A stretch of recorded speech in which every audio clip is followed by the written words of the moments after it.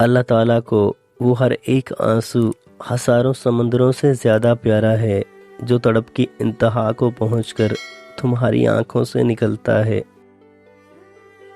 تو جو چیزیں تمہیں اب بھی سجدہ کرنے پر مجبور کر رہی ہیں، وہ چیزیں اس کی جانب سے تحفہ ہیں۔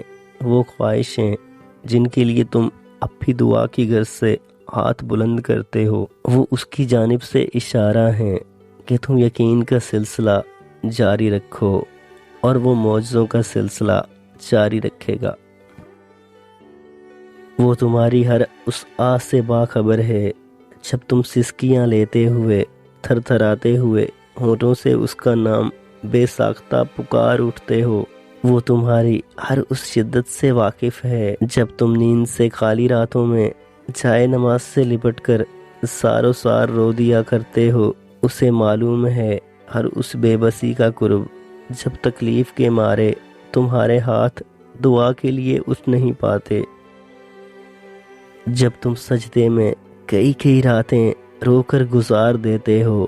وہ ہر اس لمحے کا حساب رکھے ہوئے ہے جب تمہارا دل اداس ہوتا ہے کہ یوں محسوس ہوتا ہے جیسے اگلی سانس بس آخری ہوگی۔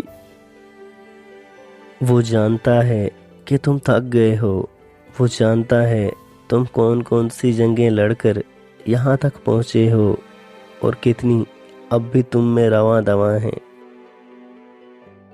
ایک منصوبہ تم بناتے ہو اور ایک منصوبہ وہ بناتا ہے۔ جب تم اس کی منصوبہ بندی پر یقین نہیں رکھتے ہو تو وہ تمہیں تمہارے منصوبے میں بھی تھکا دیتا ہے، اس لیے نہیں کہ تمہیں تکلیف ہو بلکہ اس لیے کہ تم جان سکو کہ اس سے زیادہ دانائی اور حکمت والا منصوبہ ساز کوئی نہیں۔ وہ کبھی تمہیں تکلیف میں مبتلا نہیں کرتا اور نہ ہی وہ تمہیں تکلیف میں دیکھ سکتا ہے، اس لیے تمہیں کوئی چیز ستانے لگتی ہے تو وہ اس کو تم سے دور کر دیتا ہے۔ جب تم خوشی کے ذریعے اس تک پہنچ نہیں پاتے تب وہ ایسے حالات پیدا کر دیتا ہے کہ اس کی طرف دوڑے چلے آتے ہو۔ تمہیں بھلے ہی اس سے محبت نہ ہو مگر اس کو تم سے اتنی محبت ہے کہ وہ تمہیں خود سے دور جاتا ہوا دیکھ ہی نہیں سکتا۔ تم اس کے منصوبے کے مطابق چلو، وہ اپنے منصوبے کو تمہارے منصوبے کی جانب موڑ دے گا۔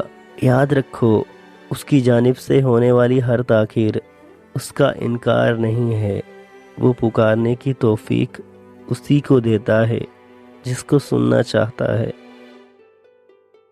اور جس کو وہ سن لیتا ہے اسے پھر اپنا دکھ دہرانے کی ضرورت کبھی نہیں پڑتی۔